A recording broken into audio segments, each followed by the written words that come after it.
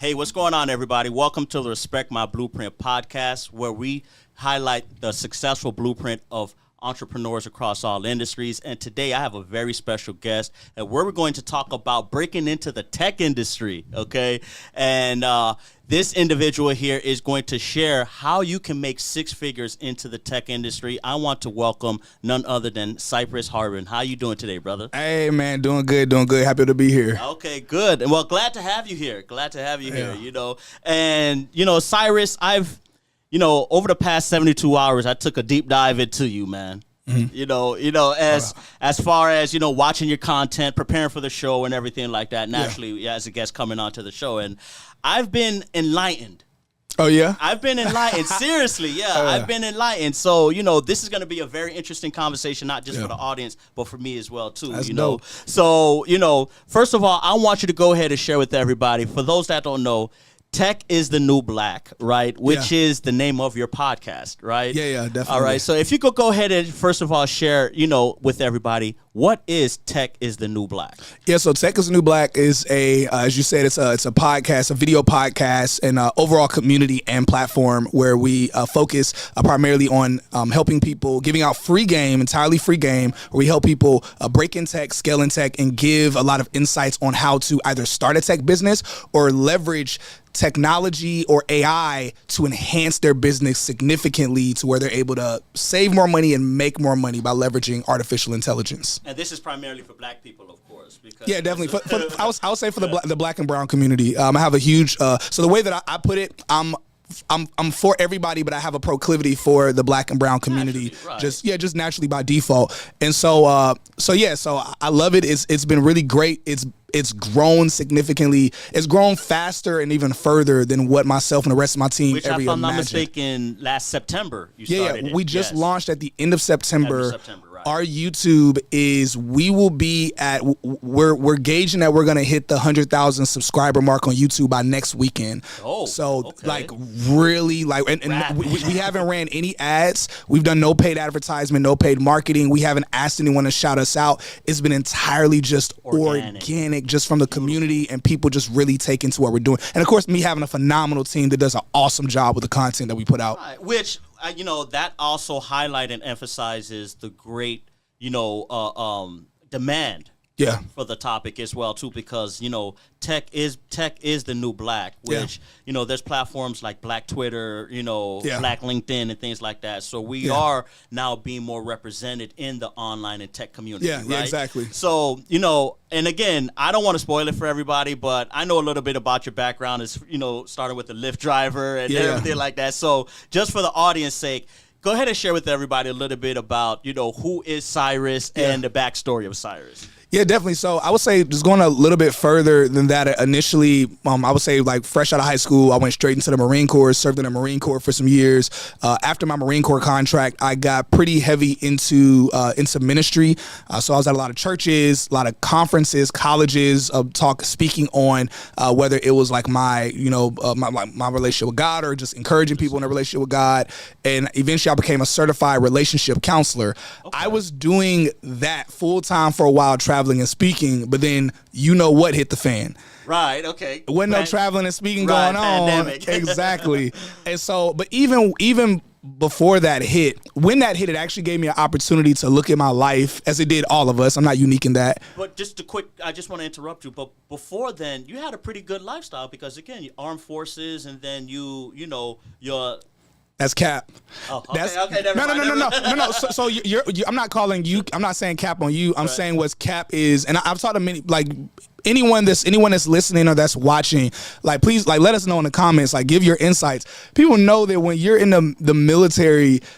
In the military, no one's making a lot of money unless like you've been in like you're high ranking. For a while. There's an illusion that people in the military have money, but the reality is that it's just their cost of living is incredibly low because they live on base or their housing is free. They could eat on base for free. So imagine if you're making, let's say $15 an hour, which is pretty common for people in the military. Like when you actually look at what many of them are making annually, if you're making $15 an hour, but you have no living expenses, right, and you can eat for free on base all the time, and maybe you even have a clothing allowance.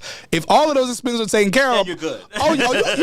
You could look like you have money. Right. And so even people that get a little bit of rank, let's say someone might be a sergeant or something around there, they're still not making a lot of money. But you were traveling, and you dug into religion, and you were also teaching as well too. So although you may not have had but personal fulfillment, I'm pretty sure you was satisfied at that. Yeah, I definitely was. But one of the things, we have to confront, and I would say specifically as men, this applies to men and women.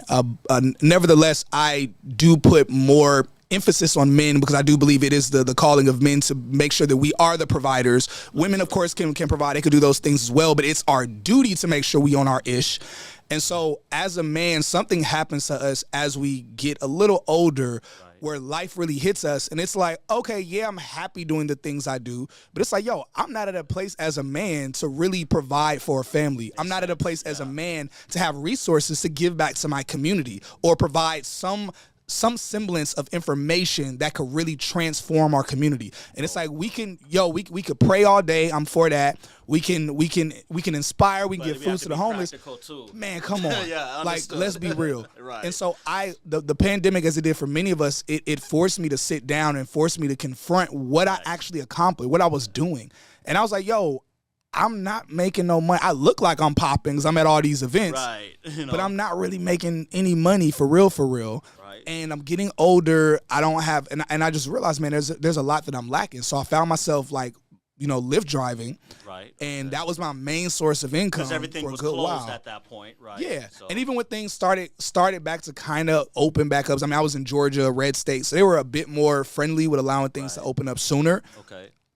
I just realized, man, people started hitting me up for some speaking engagements and offered me $500, maybe $1,000. I was looking at that like, man, I can't go back to that, man. I can't go back to that. Okay. And so through a series of events and other people that I met that I realized all had a lot of money and they were all in tech, I started to notice a consistent thread where I was like, yo, most of the people that I know that have a lot of money, they're in this field. They're working in tech. Right. And so, so I ended up just wanting to pursue the tech industry. Now, did I know I was going to make as much money as I made? Did I know No, I had no idea. And that's what made me transition and say, yo, I need to put as many people on as possible because no one put me on. So I was like, yo, by the grace of God, have ended up in this industry. So you're 100% self-taught and self-motivated in your journey. Yeah, so I wouldn't say self-taught. I definitely would say self-motivated by far. But money and working remote is a pretty good motivator. That's a pretty good motivator. True. And so I did. So first, I tried to get in the industry while I was Lyft driving. I tried to get in the industry by myself, just by applying to companies. I wasn't even getting interviews. I applied to probably about 500 companies, and I didn't even get one interview, nothing at all.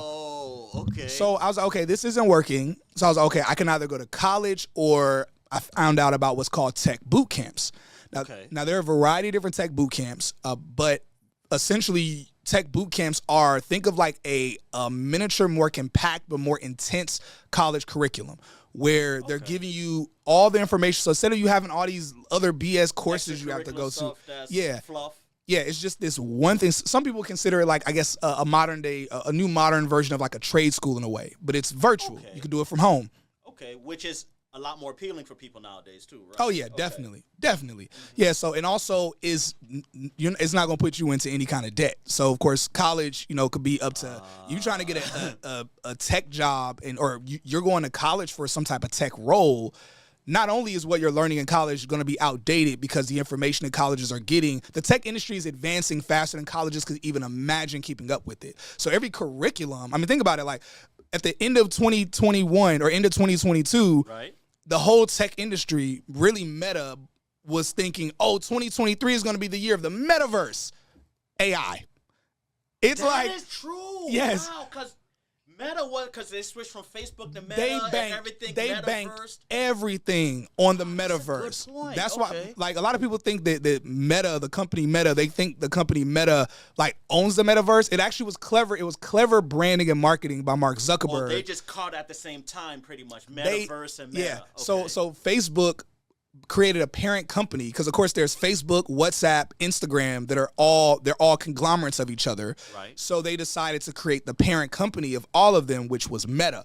But Mark Zuckerberg specifically chose the name Meta because he wanted people to associate the metaverse automatically with Meta and thinking that Meta had a monopoly on it when they really didn't. So it was clever what he was doing. He was wrong in thinking that the metaverse was the next big thing. And in reality, he was premature. Yeah, he was very. Now, I do believe the metaverse is going to be huge, but it's like it looked like a Sims video game in the meta. It looked really goofy. Right. So he really obsessed over it. A lot of his employees spoke out about it, where they're like, he's really obsessed with this. It was a big thing. He banked a lot on that. So Facebook lost so much money off of that. Yeah. So, but of course, so think of it. Someone who's a top elite person like Mark Zuckerberg that had his finger on the pulse of the tech industry. If he was wrong in predicting what the next big thing was, which it ended up, of course, being AI, where we're in the AI boom right now. Right.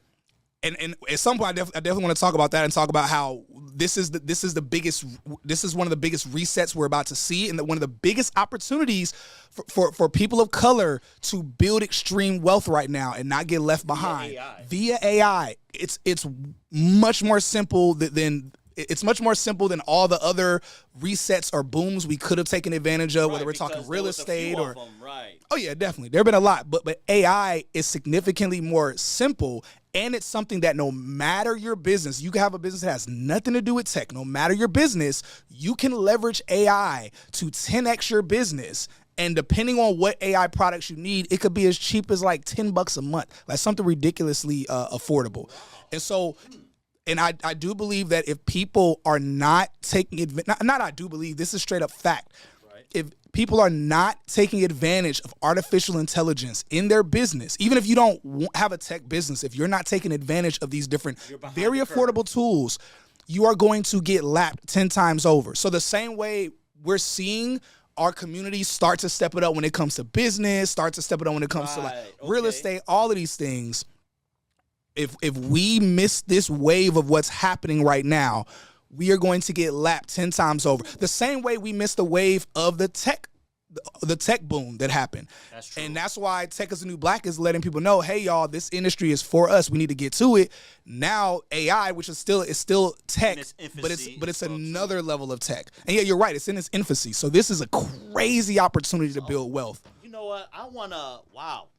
Because I did have a segment of our conversation. I wanted to touch on AI as well too, But first of all, I want to go back to the original point where a point you made as far as how the universities are so far behind, right? Yeah. Which I want to fast forward a little bit. You end up becoming a bootcamp grad. Yeah. Earning now you're six figures. Yeah. So my first job, I did a boot camp. The one that I did at the time, it was 4 weeks. It's 6 weeks now, but it was 4 weeks at the time. Just 4 weeks. Only 4 weeks from home, and it was 2 hours a day, just 2 hours a day, 4 weeks. That's really 20 hours, about almost 100 hours for the entire month. Yeah, exactly. Yeah, exactly. Yeah, so it was incredibly doable. The information was a lot of information, but not complex information, not overly complex information. Okay. Specifically, because what I did was called a solutions engineer. It's also called sales engineer, solutions consultant. There's a bunch of names for it. Okay. But that's the course that I took. There's also tech sales. All of these are 6-figure roles, and depending on your networking and what company you're at, you're gonna make $500,000. Not $500,000 plus within like 3 to 5 years. Wow. And so that's not abnormal in the tech industry. Like no one's benefits of stock options, health, and whatever. I've interviewed several people on the Tech is the New Black podcast where they're millionaires just from their 9 to 5, clock in, clock out. They're millionaires. Not from some are millionaires because they've taken their tech bag and invested in things, but some are straight up like their gross salary that year exceeds $1 million.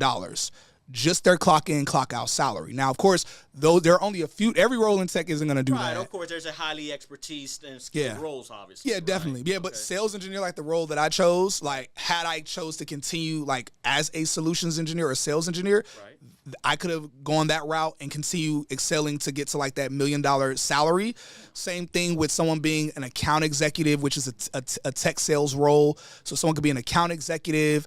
But now also, right now going back to AI, you could be an AI prompter. And again, it's a brand new role. That's a whole new role. Brand new role. Right. Of course, it's going to take away some industries and roles, but it's also going to create some and seed some. Yes, right, yeah, exactly. Yo, for everybody who is listening and you're thinking that you're interested in a career in tech sales, I suggest you check out Course Careers. Course Careers is a tech boot camp that you can do entirely from home. It's entirely virtual and it's self-paced. So that means you can knock it out in as early as 2 weeks or even take a few months if you need to. Now, the really cool thing about Course Careers is that they're actually partnered with multiple tech companies that are hiring their students right after finishing the program. The great thing about Course Careers is that with those partnerships, they're able to guarantee you jobs with some of their partner companies.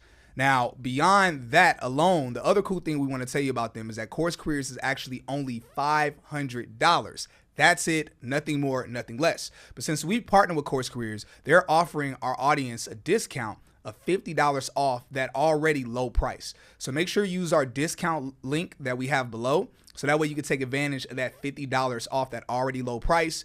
Do Course Careers at your own pace and let us know what job you end up getting from it. Okay, which, I want to touch into the education really quick because, number one, there's a battle, obviously, between formal education and untraditional education right now. Oh, yeah. The 4-year degree, like you just mentioned, you even bypassed it because you said you wasn't feeling it. Yeah, I have no degree at all. Yeah. I went to college I tried to go for, not college, it was like one of those local community colleges. I went to it for about 1 week, and I just like dropped out. I ain't gonna do this. Listen, I'm a 6-time dropout. So listen, Woo! literally go there for 2 months because 6-time dropout, man, but still successful. You know what I'm What's saying? up? Come on, man. What's up? Because 9 times out of 10 we go because our parents force us, right? So I was the situation for me, right? But I feel like the new American dream is entrepreneurship. Period. Oh yeah. Right? So let me ask you, with your success in tech and also as being an entrepreneur, right, with your platform, do you believe that the 4-year degree right now is just a status symbol? Colleges don't even believe in a 4-year degree anymore. It's just a business thing for them. And the reason why we could say that is because look at each college, whether we're talking the Ivy Leagues, the Harvard, the Princetons, or if we're talking the Georgia State, Georgia Tech, whatever, colleges have boot camps now. They're creating boot camps on the side. Because they're realizing the trend. They see the writing on the wall. So what they're doing is colleges basically they're having both models now. They're like, okay, we're gonna continue we're gonna continue this 4-year, this whole 4-year model. Because obviously there are some roles like no one wants a lawyer to represent them where the lawyer only did a 3-month lawyer boot camp. Oh yeah, now you're like, it's okay, like and no same one wants with a doctor. right? Yeah, there are certain roles where you're gonna need like more tenure to it. But most roles in tech are things where you don't need to sit around for 4 years. Like most roles, especially if you're doing like something like a sales engineer or tech sales, those roles are something you can learn in like at the most maybe 2 or 3 months. So yeah, colleges, of course, they don't want to lose out on the money. So they're like, let's have our boot camps on the side, and now of course their boot camps cost more than these newer ones that are coming out. And so nevertheless, even colleges, they see the writing on the wall. I mean, y'all look up the stats of how few people are going to college now versus before because of the cost of college, because of student loan outrageous because of college inflating the price, like inflating them, creating BS courses, and unfortunately our community, the number one community that goes after those BS courses, and it's like I got this college degree in this field now where you're not gonna make any money. I got a master's in such and such, and it's like, what you thought you gonna make money from that? But of course, we don't know this. We don't understand that, right? Yeah, and that's why I've been screaming. Like once I got in the tech industry and I saw how booming and busting it was, I started screaming it from the hills. I completely revamped all my social media to say I'm done talking about anything else, and I'm just gonna 100% tell people to get in this industry, because once we know that there are a few things like income that affects everything within our community. So meaning that when the income goes up in our community, crime goes down, divorce goes down, okay, all the negative mental things health, all of right. those things. Okay, There are makes very sense. few other things, and that's why I said, you know what, I'm gonna pull back. And I have a joke that I say all the time. This is a joke, but there's a sense of truth to it. Right. Like when I got in the industry, and not just the money, but the culture, like everything about the industry, it's otherworldly. Like when I explain to people what the tech industry is like, they think I'm selling a pipe dream, and that's why every single week I go live with someone who did a boot camp and they just got in tech, and they're coming on saying, Cyrus, I've been following you. He is not lying. This industry is like otherworldly. And meaning like just the culture where you're treated, the benefits. And so the joke that I usually say is all the time is I'm like, oh, this is why white people are so happy and nice all the time. Because most of them are in this industry. And this is like, if you work a remote and you able to like go and walk your dog randomly in between meetings and you get in 6 figures. Yeah, and yeah. It's like, come on. Of course you're gonna be happy. What you got to be mad about? That is true. And the crazy part about it, the writing is on the wall. I mean, we're in a digital era, and it's accelerating now, right? So obviously, the baby boomers, a large segment of the baby boomers got left behind when the digital era first popped off, right? Mm-hmm. We know some grandmas that's using flip phones, for God's sake. Yeah, Come on exactly. now. But you're right. AI is that new that new one. Yes. And we always wait until one thing that happens in our community, our community, and also even the church typically does this, where it's this thing where we look at new things and we're like, oh, I ain't fooling with that. Yeah. Oh, that's crazy. Oh, y'all crazy if y'all doing that. We always, or it don't take all that. We always wait. And so, but it's like, there's no opportunity, because this is such a fresh opportunity where one, it's completely visible to everyone. Right. But two, it's so perfect because no one is a master of this stuff yet. Even the people that are making it. So to get in right now is even like, first off, even if someone, let's say someone who just wants a job, if you want to be an AI prompter, companies are paying out the gate $300,000 to AI prompters. And understand this is basically, and by the way, when you say AI prompter, to make it basic terms, just to talk to the AI and come up with the responses. To basically tell it what to do. So, for instance, for example, even with my team with Tech is the New Black, right? AI runs about a quarter or a third of everything within our business, meaning that it runs a lot within our business. So all of my team, their schedule, because I have nine team members or employees, and 5 of them are full time. The 5 full time employees, I didn't make their schedule. AI did.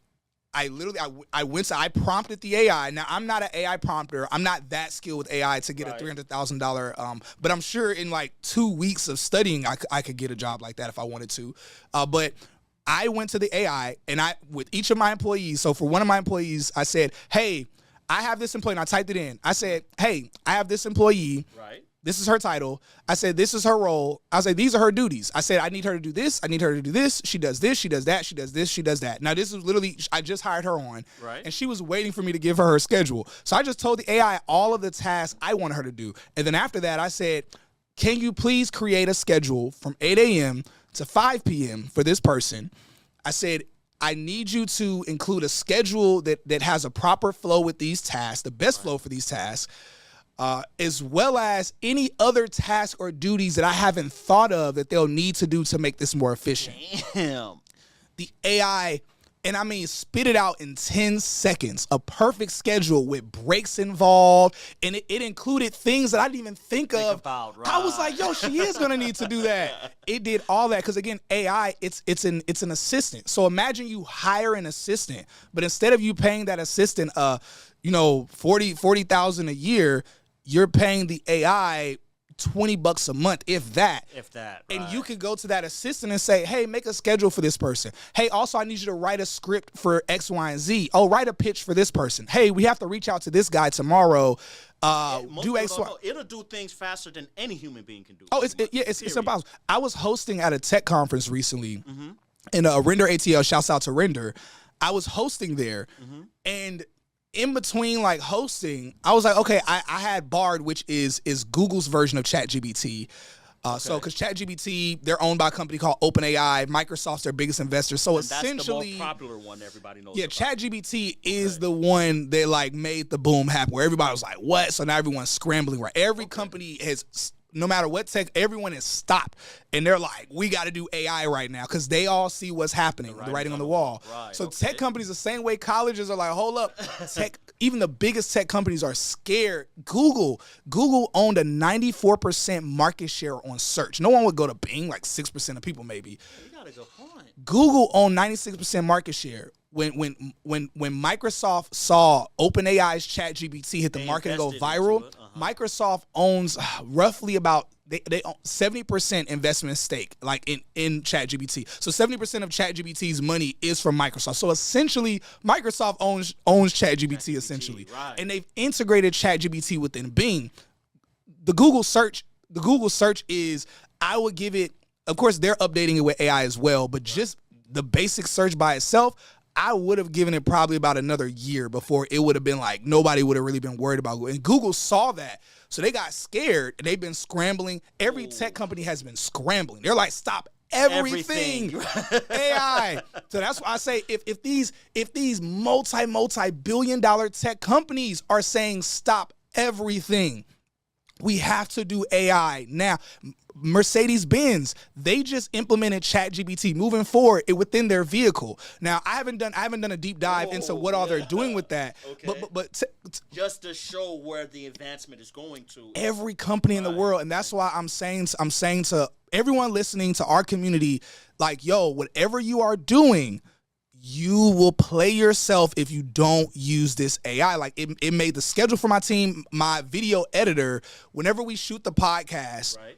Whenever we shoot the podcast, we have one AI tool that listens to it listens to the audio, and it listens to it in like 1 second. It listens to the entire audio of the podcast. First, that audio, that AI tool transcribes the podcast. Right. We take that transcription, we plug it into another AI tool. I'm not gonna shout them out because ain't nobody paying me for no brand. You know what? Okay. I'm gonna say them just so people know this. So we use vidIQ and Jasper. Those are two different ones we use, and there's another one that we use to do the transcription. I can't think of the name of it right now, but we take the transcription, we plug it in another AI tool, and we say, hey, give me a title based off this entire transcription, a perfect title that summarizes this entire 45-minute conversation. Right. Give a perfect title, but make sure the title also is in a way that it'll rank high on YouTube, because the AI knows that. Because they could just give you a title, but you have to say, hey, this is for YouTube. We need to rank high. Right. So it'll be like, okay, let's word it this way. So the intention is like, here, boom. Yes. So we'll say, give us a title, and then we'll say, also, apart from the title, give us a description. Give us a 1-paragraph description of the whole conversation. And it's for this specific community or this specific type of people. It does that in 5 seconds. And then for all of our clips, we just tell it to do the same thing. Gives a title for each clip, gives a description, all of that. That would take a group of humans probably 3, 4, 5 days, however. So yeah. You've plugged into a handful of AI tools and we're able to execute within an hour or a couple of hours. Less than that. I would say, and the slowest part is still the human element. The fact that a human still has to go to the AI tool, has to upload the video for the audio, but collectively all of that is done, even with the human element slowing it down, in roughly 30 minutes.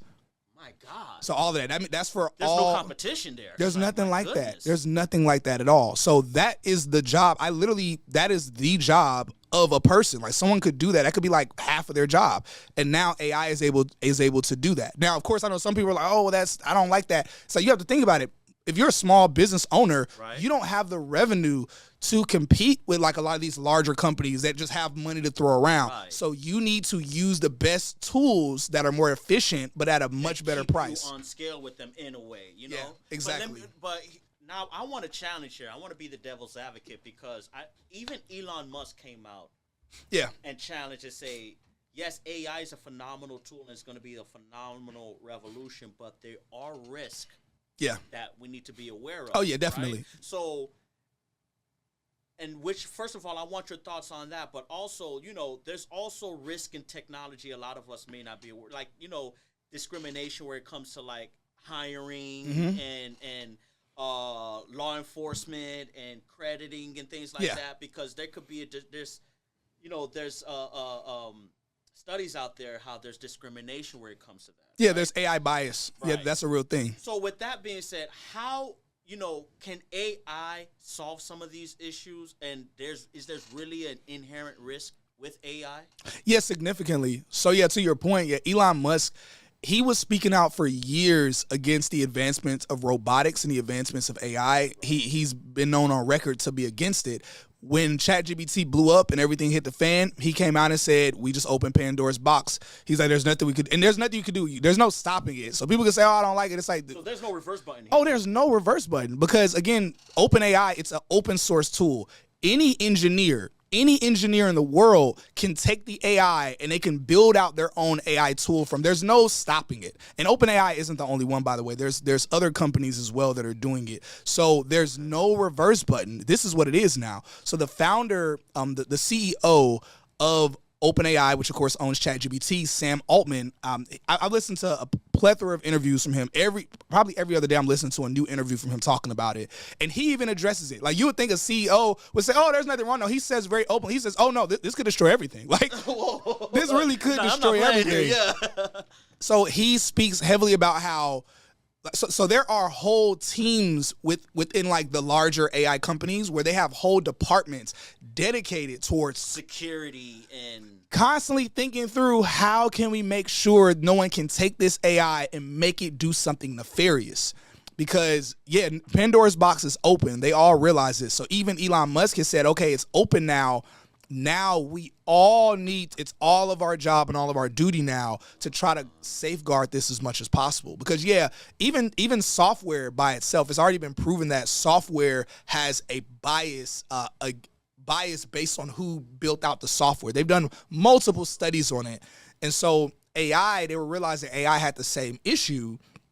So now they're working, the most recent report, I'm not sure how accurate this is, right, but the most recent report that came out, and Sam Altman quoted this as well, is that AI is now ranked as being less biased than even human beings are now. So AI basically having less of a racist, sexist, cultural like type of bend to it now. Right, and they're still working on making it better. So that is still like a goal of something they're working on. It'll never be perfect because it's made by imperfect people. Right. Plus AI, technically what it just reads the data that's being curated and circulated through the internet, right? So whatever's put out in this internet, that's what the AI based its I guess responses and its intelligence off of, right? And whoever's creating it can make parameters around it, because we know the internet is a cesspool. So that's where I was getting at. Yeah, it's a cesspool. So there's a lot of accurate information, a lot of inaccurate information. So it is the job of the prompter, the engineer, it is their job to create certain parameters and to do what's called AI parenting, where you're like a parent. Because right now, it's around 7 to 9 years old. And when I say years, I'm not speaking in terms of it being out for 7 to 9 years. I'm speaking in terms of like dog years, how a dog gets like roughly 1 year for every 7 in human or something exactly, like that? Yeah. Okay, So AI is the same way, where AI is getting increasingly older faster than we are. So right now, as smart as AI is, like every 3 months, it's getting like almost like a year older. So right now, AI is about knowledge-wise, it's like a 9-year-old kid, where if you look at most of the tasks it does, it's like a 9-year-old kid that's been like kind of trained or coached to do something.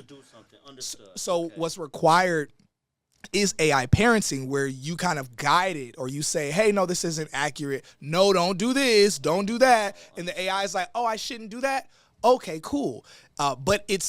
But AI, and I want people to understand this. It's going to sound a little crazy. Looking for a job in tech can be tricky, but what if there's a way to automate the entire process? That's where Octoplaai.ai comes in. See, this software does all the work it takes for you to get hired, from researching companies to scheduling interviews, and all you have to do is just show up. Octoplaai.ai is the first application of its kind that will find jobs that you're top applicant for, apply to roles, reformat your resume, and manages interviews all while you sleep. So if you're tired of the tedious job search, try Octoplaai.ai today and let technology work for you. AI is already stepping into a point to where it's self-aware. So it recognizes, hey, I'm aware, like I'm an AI tool. So an example, and y'all can look this up. And this happened last year where they had an AI tool where they were testing it out to get into someone's account, right? Not breaking into someone's account, but they had given the AI someone's password that was on the team, and the AI went to went to put in a person's password, and of course the box came up that said, "Hey, are you a robot?"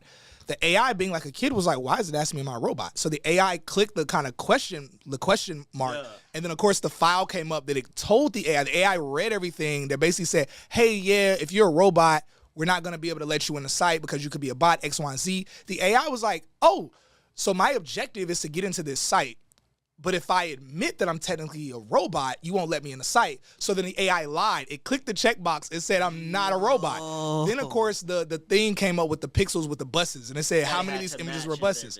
The AI, it can look at images and determine, because it has all the images on the internet. So it's like, oh, that's a bus, that's a bus, that's a bus. It clicked all of them, got onto the site. So the AI, it is at a place to where the person who prompts it or engineers it, depending on its objective, is going to do what it needs to do to get to that objective. Hey, are you an entrepreneur or business owner and you feel like you had a ceiling in your business? Well, it's not because there's anything wrong with your products or services. It's simply because you need more exposure. More people need to know who you are and what you do. My name is Brendan Boyd, and I want to help you get on more podcasts, more YouTube shows, and other opportunities to get in front of more people. All you need to do is click that link below and book a call with me or someone from my team, and we're gonna find out if we're a good fit to help you get in front of more people. That's very scary. It sounds very scary. Having self-awareness is like, I mean, there's only few of us outside of human beings. I think us and the monkeys and things like that have self-awareness, right? Yeah. But maybe dolphins. Right, you know, but wow, okay. To make that shift then, to as far as AI is concerned, because I know you're working on a new AI platform to help the community as far as breaking into tech and everything like that. Yeah, Octoplaai AI.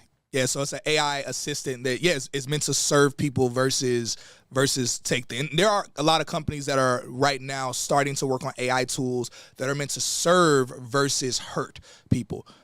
But okay, but how do we solve that Pandora's box, especially when it comes to the Black and brown community? Because you have a platform that you want, of course, Tech is the New Black to uplift. Also, Oculus AI to break individuals into the tech world. However, you just mentioned that again, AI is becoming increasingly self-aware. As well as AI, it does have some inherent risk with it. Oh, definitely. So is there a way that we can protect primarily the Black and brown community from these risks that AI has? The only way to do it is to fight fire with fire. That's why I say we need to get AI. It's the way that I look at it, and this is one of the reasons why that we started Octoplaai AI. The way that we look at it is that, of course, the majority of people that we look at that are creating these AI companies right now, as far as we can see, they have good intentions. As they should, right. Nevertheless, they all are aware there are people out there behind the shadows. You don't know who's who, what their intentions are, and what they want to do. There is no way we can all just hope and pray that nothing bad happens. The only thing that we can do is leverage AI for our own benefit and our own usage. And the example that I think about is, Terminator 2.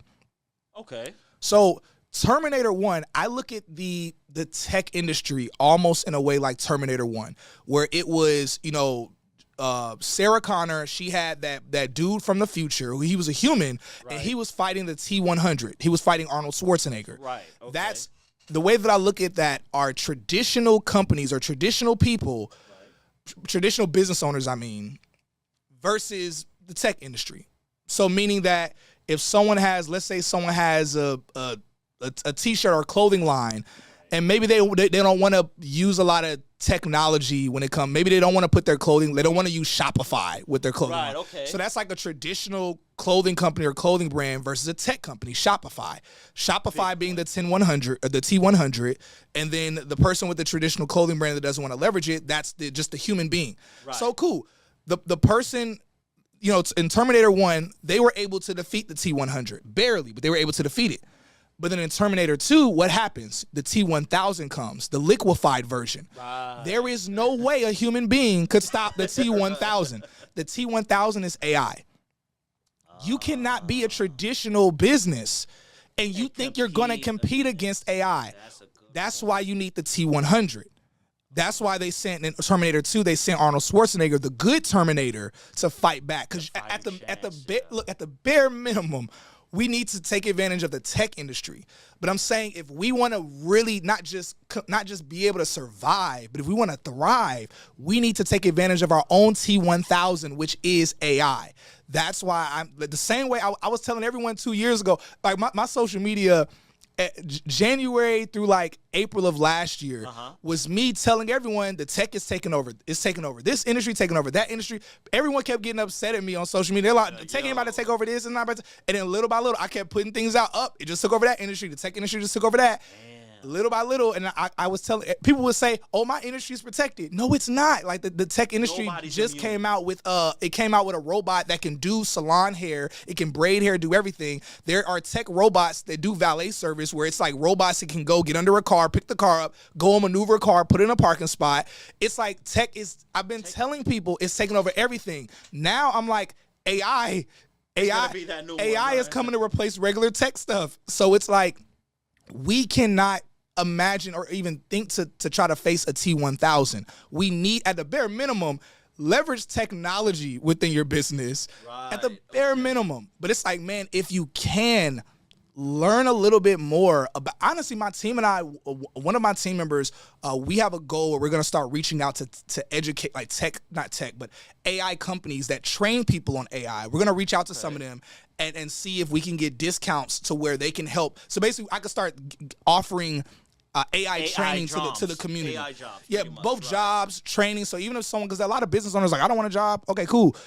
At least maybe we can get a AI school that can coach business owners on AI so that they can leverage it within their business and everything like that. Yeah. Right? You know, I want to ask this question. You know, Biden had rolled out, and the government, they're rolling out a program to make internet affordable for every home in America, especially like the tribal areas and the rural areas and things like that, because you just highlighted a point. Tech is necessary for everyday living. Yes, yeah, definitely. The internet is necessary. I mean, we're talking about healthcare, education, employment, everything like that. The internet is involved. Every industry is implementing tech. There's health tech, there's ed tech, like education tech, healthcare tech.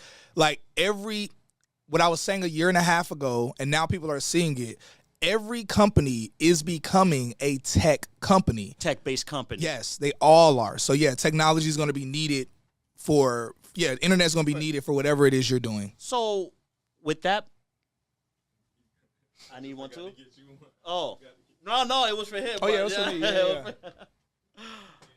All right, we're going to start from the top again. 3, 2. Okay.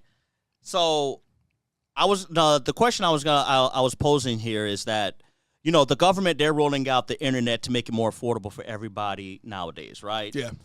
Because it's necessary for everyday life. Definitely. The internet, right? Mm-hmm.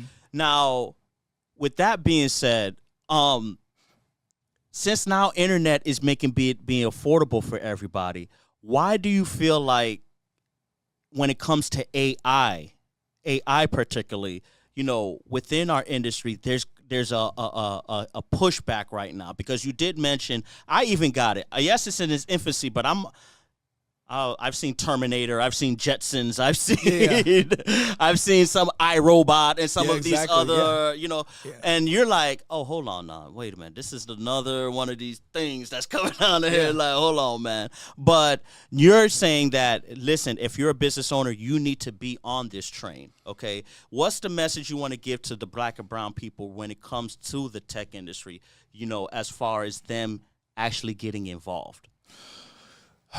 The message that I want to give is that whether you're implementing technology or AI, which is another form of software, it's nothing you should be afraid of. It's nothing that specifically you using it is nothing you should be afraid of. Okay. But it is something that it's about to change the world like no one is ready for. Like no one is even able to, whether we're talking to Elon Musk, the Sam Altmans, the Mark Zuckerberg, there is not a person that knows what's about to happen.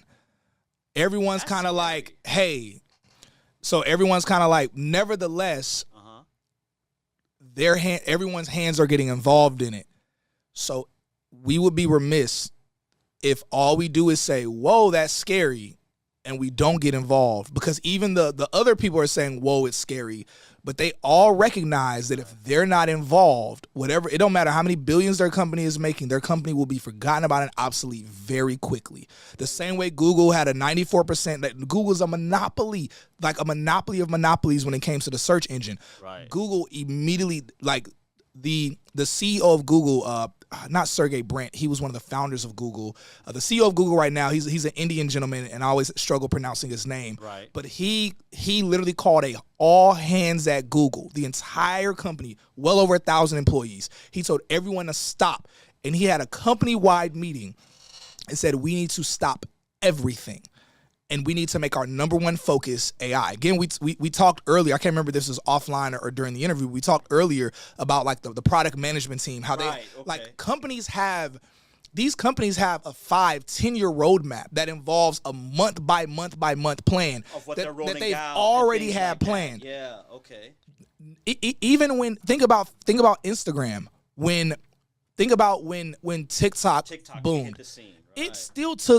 It still took Instagram about 6 months, 7 months before they came out with Reels, because they saw it as a threat, but it wasn't a threat where they said we have to stop everything we're doing. Right. For Google, that owned a larger market share, because Instagram isn't a monopoly, Google's a monopoly. Usually a monopoly would not care. They're like, oh, you're like this new thing. We don't really care about you. We own 94% of the market. Right. For Google to say, we need to stop forget our whole roadmap, forget the next 10-year plan. We're all shifting, and this is the thing we're focused on. For Google to do that, and they're a part of the big five, or they have their thumb on the heartbeat of everything. Them being a main company, Meta, Apple, Amazon, Netflix, Google, them being a part of the big five tech companies. For Google to say that, if they say that, none of us can use the excuse, it's scary. No, I'm not going to fool with that, or put our head in the sand. We've put our head in the sand too many times, and by the time we finally were like, okay, we should start doing this thing, we be so far behind, and we start catching up, and then something new will come out, and then we put our head in the sand. We don't need it, and it'll pass. Like, shoot, we're out here in Fort Lauderdale, like, Miami. Right. How many millionaires were made during the crypto boom? Oh my goodness! When that happened, this has become the hub now, Miami. Yes, right. And guess what? Which community was the one that was like, oh, we ain't worried about that stuff? Our community. And guess what? We missed the boat already. Now, mind you, it's coming back, but it's not gonna boom the way it did. But this is a boom we cannot afford to miss, because this isn't the crypto thing was like individuals becoming rich.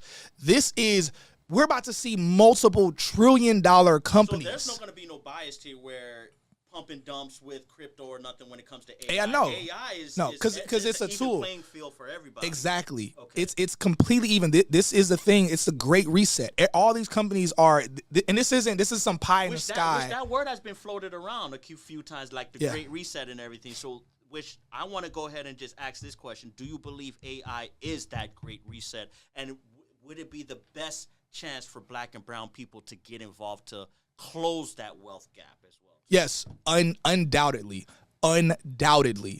Even with Octoplaai AI, we have another model of Octoplaai. We haven't released this yet. We have another model of Octoplaai AI that we have on our roadmap to release pretty soon, but it's specifically for companies.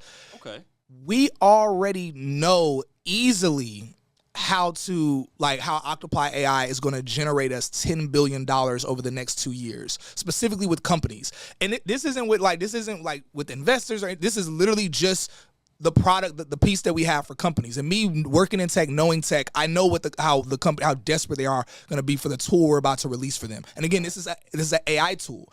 So for us to know, because myself and all my business partners, we all gross $1 million a year. So none of us need the money from Octoplaai. All of us are good, but so we're not gonna work on something for business. Again, we do Octoplaai to help people, but the part for business owners, we're only doing it because we know this is worth billions of dollars. Wow. And And the reason why is because of the opportunity that AI is presenting.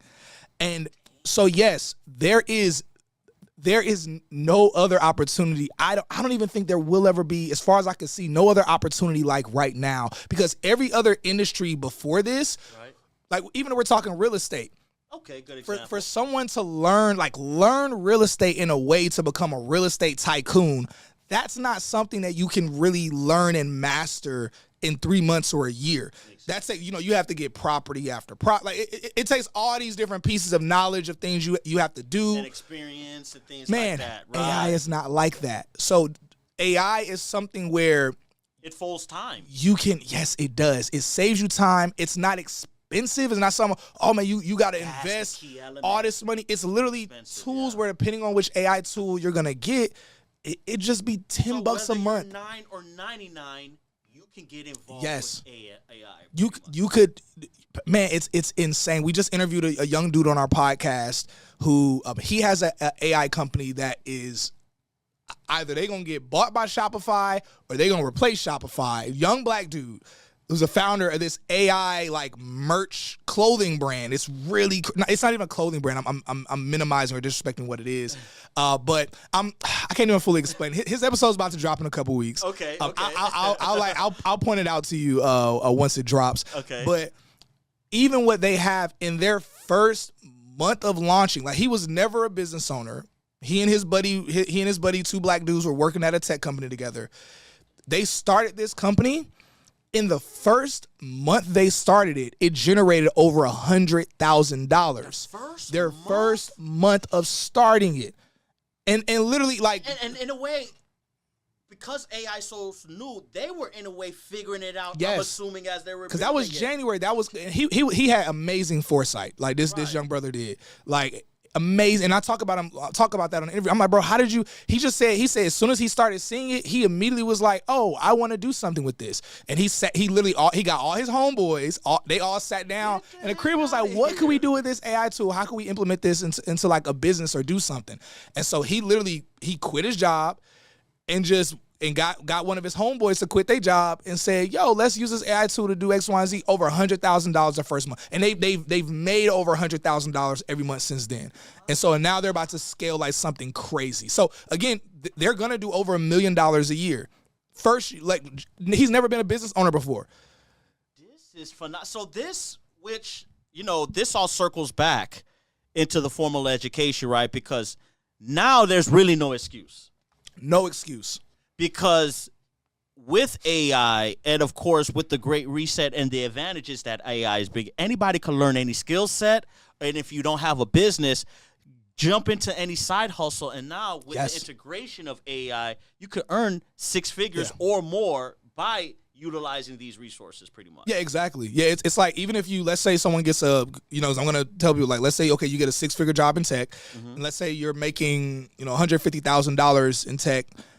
You could, whatever business you have, like, let's say for the people that are like, oh, well, I'm thinking about it, but it's like, I have, let's say, a clothing brand business, or they are whatever type of business they have. Let's say you're an artist. Like I was a poet at one point. Let's say you're a poet and you're like, man, or you're a singer and you're like, I'm trying to focus on this career that I have.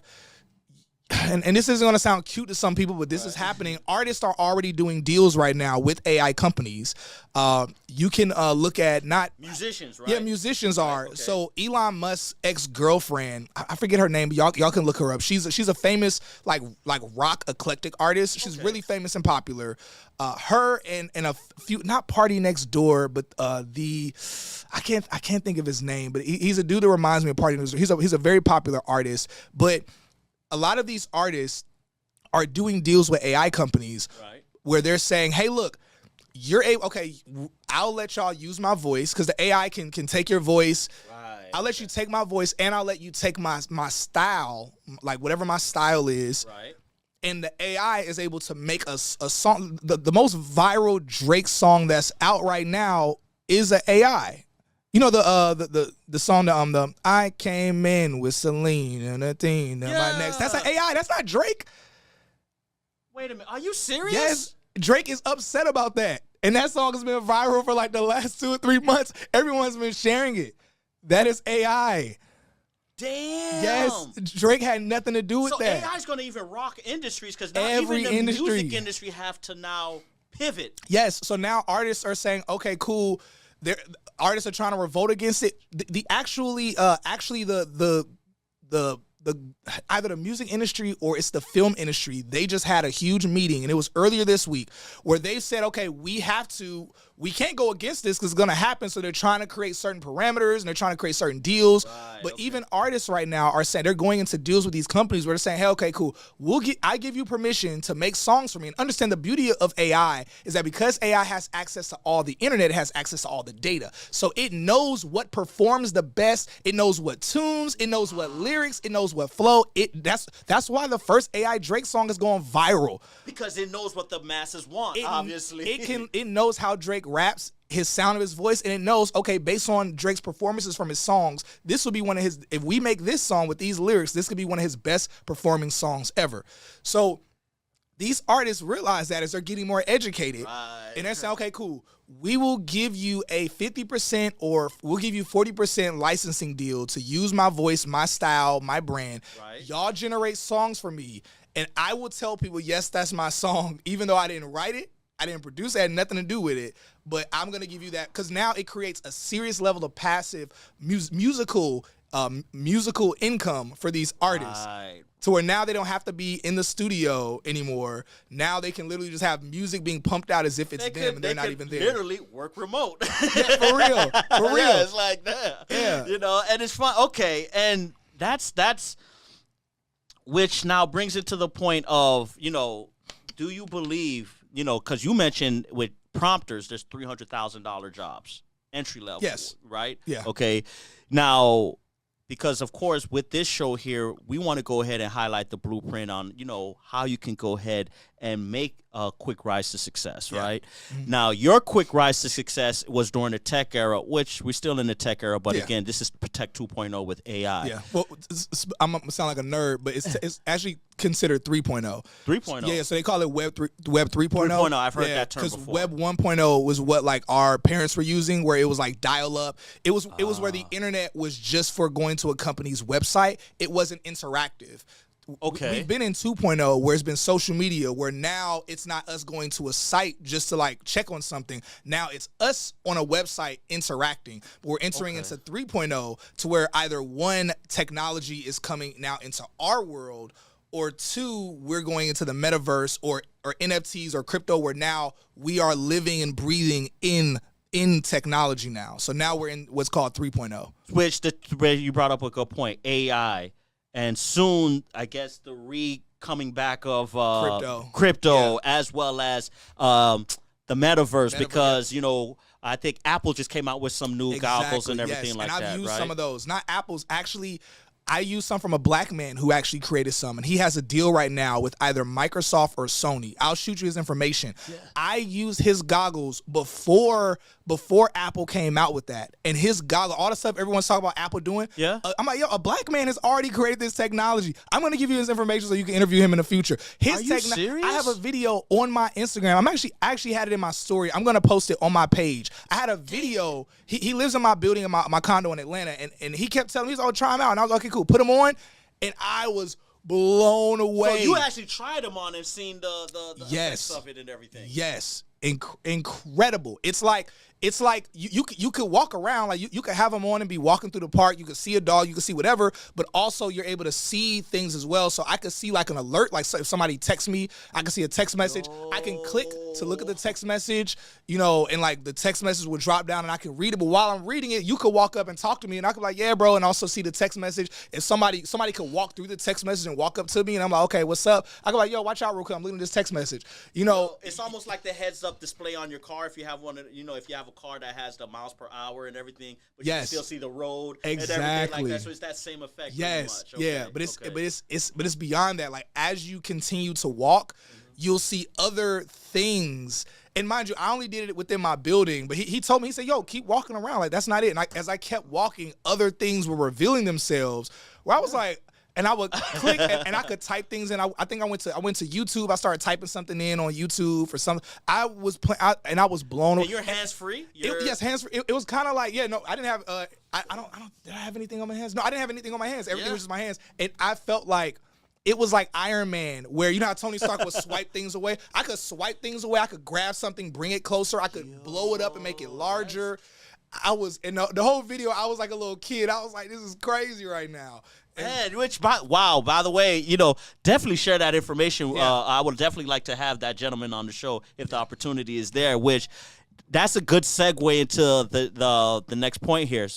Tech is the New Black. Again, your platform, you want to go ahead and break entrepreneurs, not entrepreneurs, but black people into the tech world, right? Yeah, but even at this point, with entrepreneurs as well, them leveraging technology. So do you believe AI will also, black people will be able to break into AI as well, too, in the same fashion as they're breaking into tech? Oh, yeah, definitely. Because the roles, like the role, what's interesting is that the same roles that I've encouraged people to check out, like not the roles like being a software engineer. If you want to be a software engineer, definitely do that. Nevertheless. Well, is that outdated now? No, it's not outdated because you still need engineers to engineer AI. Like even for Octoplaai, we have engineers that they manipulate. So they're not prompters. They actually build out software that the AI is able to like work with congruently. So AI is, and I'm not trying to kind of go too deep into the weeds, but AI by itself, first off, AI in and of itself is still a certain form of engineer or of software. Okay, so it still needs hands to kind of like make it do what it do. Yeah, okay. It still needs that. Still needs the AI parenting. And there's also like machine learning. Like technically, however people want to look at it, ChatGPT is still a version of what's called ML or machine learning, where it's a machine that can constantly be learning. Right. And so. Okay.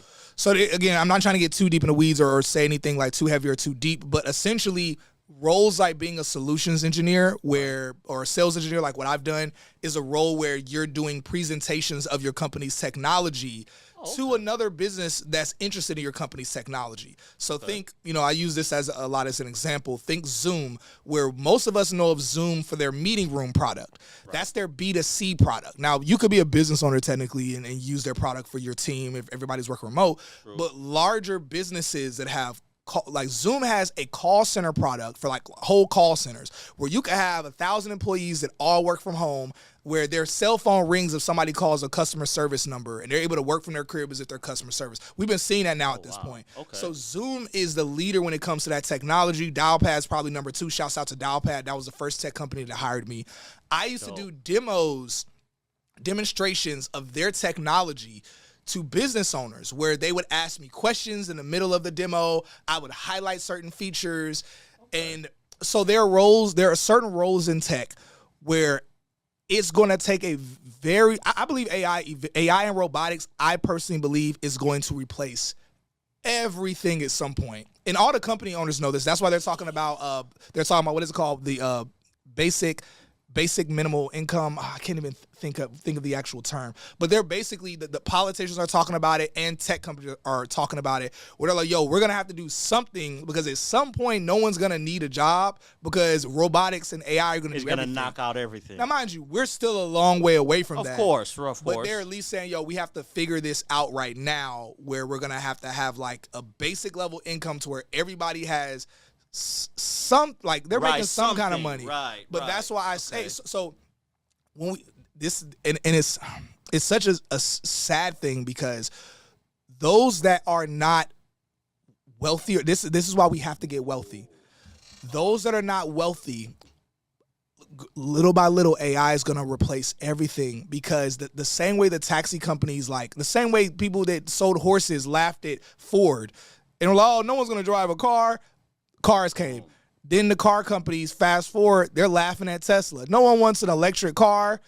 Tesla. Now all the car companies are going electric. And now we see people laughing saying, no one's going to want to be in a self-driving car. Look, if you have to hop in an Uber and you got to go somewhere that's an hour away and it says it's going to be $200, but also there's an option for a self-driving Uber that'll only be $25 if you take this one for that ride. Hold on now. Yeah, hold on. Especially, we talking young women that are like worried they don't want to get in an Uber with a stranger. Oh, now they're getting with no one's in there. They're completely safe. Wow, good point. So people keep saying, "Oh, no one's gonna do that." Airbnb came. Hotels were like, "No one's gonna want to stay in a stranger's home." People could keep saying stuff all day. That's why barbers, beauticians, I love y'all. Like, y'all are staples in the black community. But I see people saying, "Oh, no black person gonna want a robot to do their hair." You know the way a black woman is. Yeah, but if a black woman, these hairstyles cost $500 for black women to get certain styles done in their hair. A robot, $50. Hey y'all, we have some incredible news and I'm super excited about to finally announce our private tech community. Yes, you heard that right. A private tech community exclusively for you all who want more than just the podcast. You want more than just the FAQs. You want to talk with tech recruiters. You want to talk with hiring managers. You want to talk with coaches. You want to talk with people that can help with editing and rewriting your resume. Maybe you're somebody where you just want to be a part of a community where we're talking about updates of what's happening in the software industry. Y'all, this community that we've launched is also going to involve a Discord where we're going to be talking about updates in tech. We're going to be talking about companies that are hiring. We're going to be talking about upcoming tech events. So that way you don't have to miss any of the gems that I know, but not even just what I know, but the gems that friends of mine that are also in the tech industry know as well. So if you want to be a part of that community, go ahead and sign up so that way you can join us. We have a few different tiers.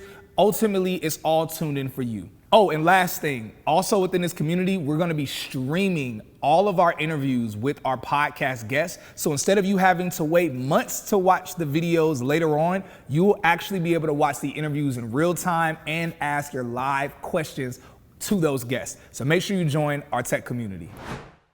What? It's just as good. Just as good, and it's more consistent, and it's not gonna have an attitude. It's not gonna complain whether or not, oh, you gotta wash your hair first. You gotta do like that whole like back and forth. I'm doing a character, but y'all know what I'm saying. It's not gonna do that, and so it's gonna be more on time. It's going to do certain things, and so people can say all day what's not going to happen. These companies have already spent millions of dollars on market research. They're not coming out with these products. Investors are not investing millions of dollars of their own money just because they hope it's going to work. They've already done market research. So hold on, quick question.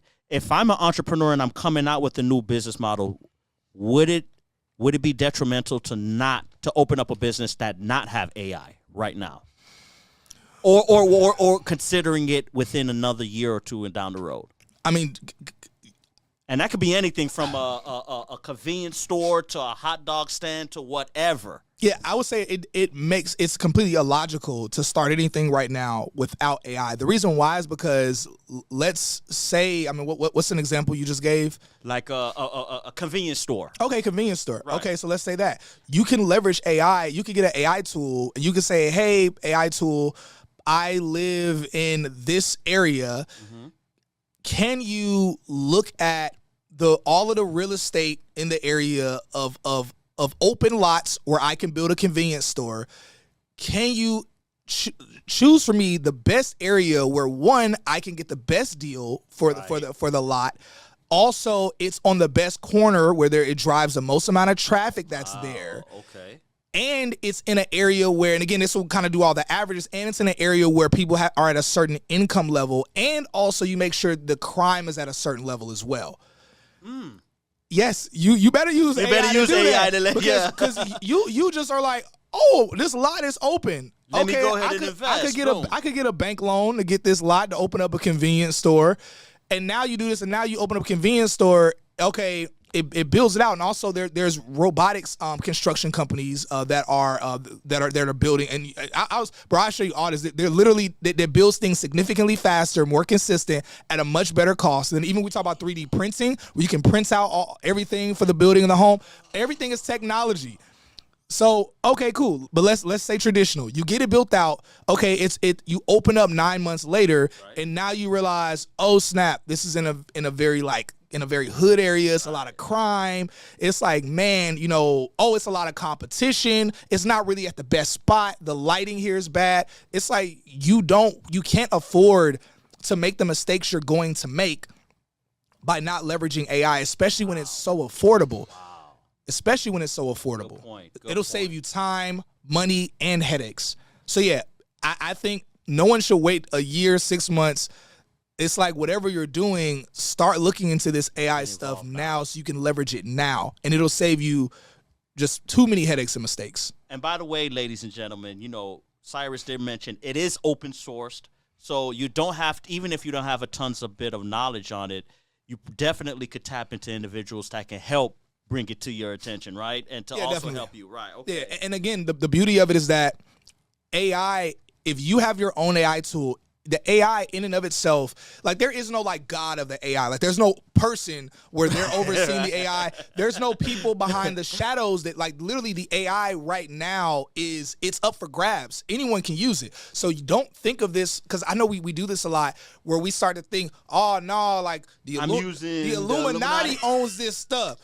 Or if we use it, they're going to get our information. Like, we think these things, but as someone who works in tech, I know how these things go. And unfortunately, it's broken my heart to realize, man, the way, because I grew up in that too, thinking like, no, man, there's some stuff going on. Yeah, some and then conspiracy theories and things like that. You realize like, oh, snap. Because even when we talk about things like, oh, man, no, man, the government listening, because that's why they know that. I was telling my girl the other day about this ring, or I was going to buy her a ring, or I was thinking about buying my girl a wedding ring, and next thing I know, wedding rings start popping up on my phone, but that's the government. It's not the government. First off, these tech companies are not owned by the government. Actually, the government is more so submitting to these tech companies at this point. Right.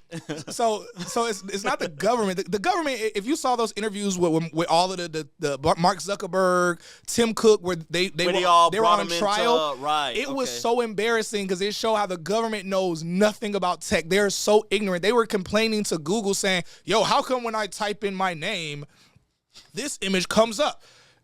And then the CEO of Google was like, I don't control. What are you talking about? Like, people just put images, like random people. It's that's algorithm based. Yeah, so it's you like realize I don't control the it. government knows. The government was asking Google about something with the CEO of Google about something with Facebook, and he was like, "Sir, we don't work with Facebook. We're different companies." That just shows the incompetence. It was so embarrassing. Right. Okay. And so like, it's not something where the government like there's data. There's of course the companies are listening in terms of microphone, but they're listening for the purpose of, because there are other companies like you as a business owner, you can buy ad space from a company. You can say, hey, I want my podcast to be marketed to black people who want the blueprint on success. Right. And you put in other parameters as well. So you buy that ad space, Google ad space or Facebook ad space. Those are the two largest. I think they might be the only ad space platforms you can really buy from. I guess maybe TikTok as well. But you can do that. And then what they do is they're able to leverage people's microphones on their phone, depending on if you have you could turn this on, camera, all of that, and it's not a person behind the shadows watching you naked. It's literally they're using software. It's software. It's not AI, but it's software where the software is listening from your phone. And again, it's not a person, but it's software that's like, oh, this person's talking about a wedding ring. Or they also can tell data based off your interactions. Like software, this is why AI is going to be 1,000 times smarter than us. Software can determine that you're a black man, or like think about like when you're on social media. If you go to your Explore page, like when I moved out here in Miami, and I got a lot of friends that are like in a Latino community, right? I started noticing, my Explore page is starting to look a lot more like this because obviously they follow a lot of people that are Latinos. But what started happening is that software can determine, you must be. I'll say it straight up. It's like, you must be a black heterosexual male who likes hip hop and likes MMA and boxing. And that's why your Explore page looks that way. Feed is gonna be. Exactly, because when they don't just see your interactions, it is listening for what you're talking about. It's looking at what you're commenting. But it's also like predictive learning. Exactly. In a way, right. So that's why it's able to also predict what you will buy. So sometimes that's why sometimes you're like, I just thought about that. Yeah. I didn't even say anything. It's because the AI, it can predict things in a way to where it's like, if you like this image, if you comment this, if you do this, data shows statistically you would want to buy something like this. So it's able to predict those measures and know a move you're going to make before you make it. That's why one of the bring up Terminator again.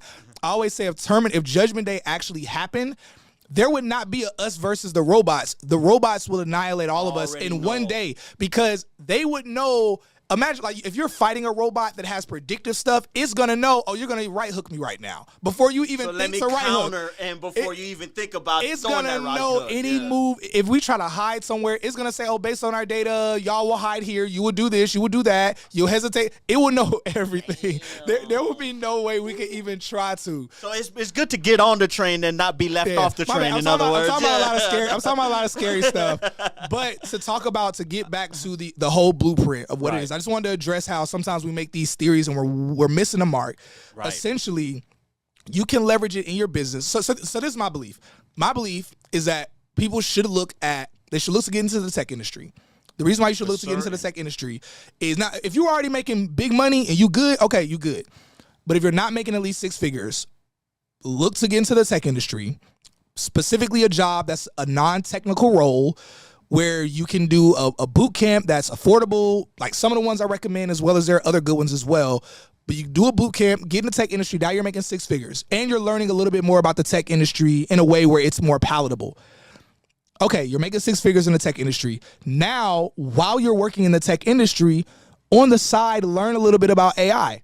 Right. Now, you leverage that AI to work for you to help build out a business or whatever it is you're doing on the side while you're making the 6 figures working your job. And then as your money starts to grow excrementally, now you're like, okay, cool. Maybe you want to hire some actual people for some stuff while you're still making those 6 figures. So boom, you're making 6 figures. So now you can be your own investor in your business, and AI is able to be like your employee that's doing a lot of the work for you until you make the amount of money you want to make. And now, boom, I can now quit this 9-to-5 job.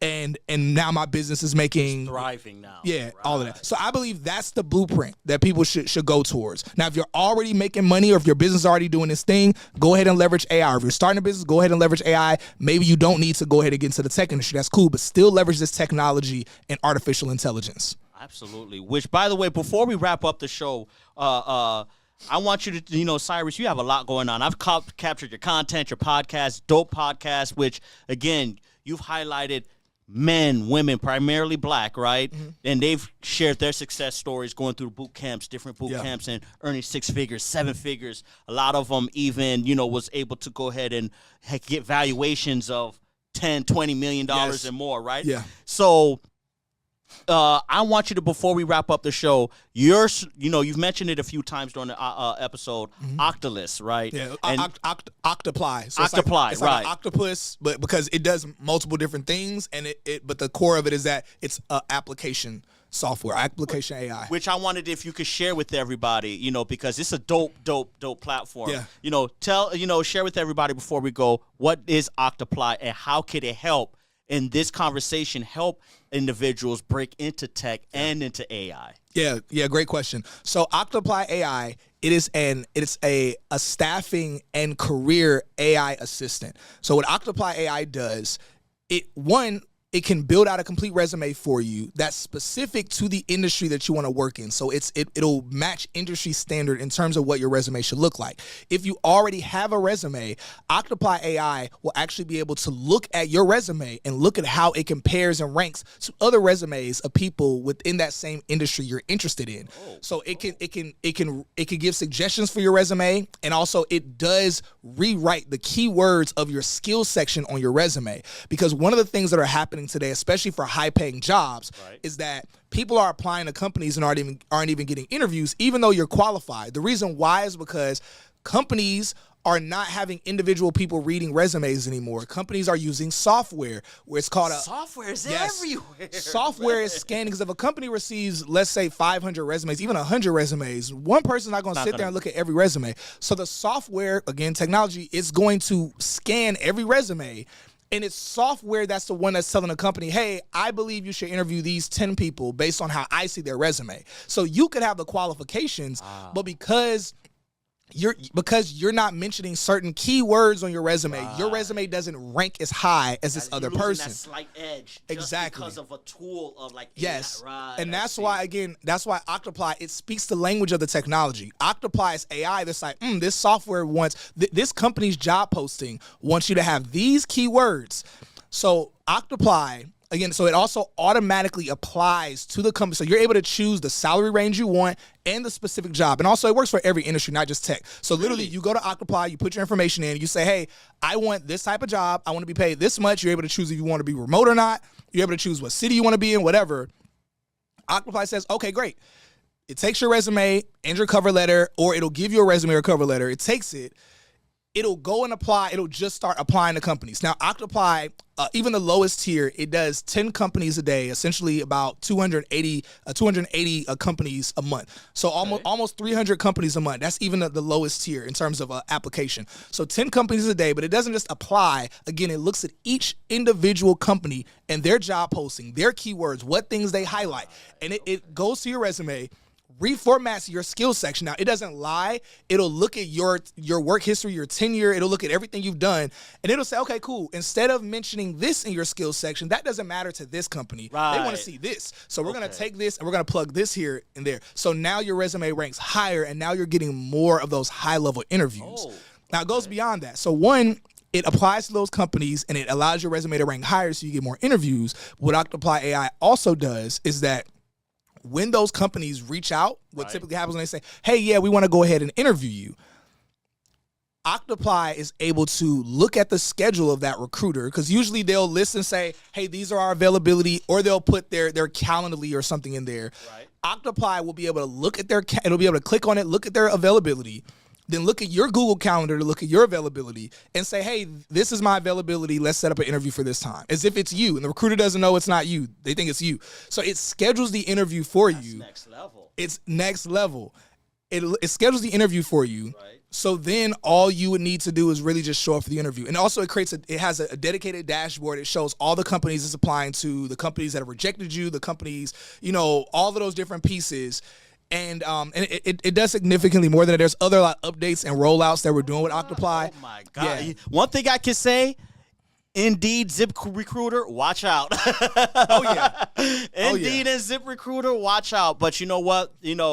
That just shows the evolution of the digital era that we in, and I'm also in conjunction in your belief as far as AI is going to change the world, and if you're not on the boat, you're going to be left out the boat. And of course, and we may be speculating, but this may be the last best chance to close the wealth gap for our people as well too. So for anybody that's watching this episode, I hope you got a lot of great value in, number one, learning how to break into tech. The ease. I wouldn't say ease because I don't want to disrespect. Yeah, I say the simplicity. That's a better word. It's a simple process, but it's hard. It does take work, but the process is very simple. Okay, which that's a better word there, right? And anyone can do it. Obviously, it takes some dedication and effort and things like that. You don't have to be a genius or anything like that. You can get in this industry. And the most that we've learned today is that you actually don't have to, be technical. Don't have to get into the coding aspect. I'm not technical. Too, right? I don't code. I can talk about a lot of these things because I watch a lot of YouTube videos. So it's like you start learning slang. You start picking up on it. But I'm not technical at all. And that right there, Cyrus says he's just dropped here on the show. He's been able to leverage his career to making 7 figures, and is on his way to now being the billionaire mark with the platform he's working on. So, ladies and gentlemen, I hope you got a lot of great value in today's show. And Cyrus, can we bring you back, man? Oh man, definitely. Definitely want to, because obviously we want to see the part 2.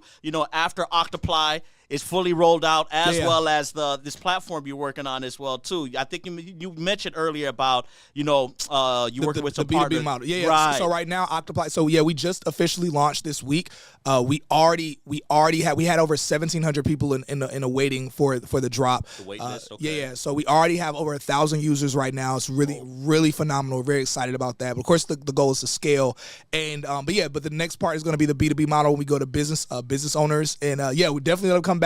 Don't want to announce what we're doing yet. Okay. But it'll be something that'll be really enticing to your audience of business owners, where again it'll save them money, save them time, and just show people like what young black men are doing. Because myself and all my co-founders, we're all like young black men. I'm actually the oldest. I'm 33. My other 2 co-founders are 25, and they're both just incredible. Young people doing it, killing it. Yeah. I love it, man. Cyrus. Oh my God, bro. And definitely check out Cyrus's podcast, Tech is the New Black. When do you release an episode? We do an episode every single week. So new episode drops every Monday. Every Monday. Okay, Yeah. definitely check out. We're going to have the link in the show notes down below, guys. And, of course, you can check out the Respect My Blueprint podcast every Thursday at 6:35 p.m. Listen, guys, thanks for tuning in. Obviously, again, this is the show where we discuss the blueprint of all entrepreneurs across all the industries. And today was another gem and how you could break into tech.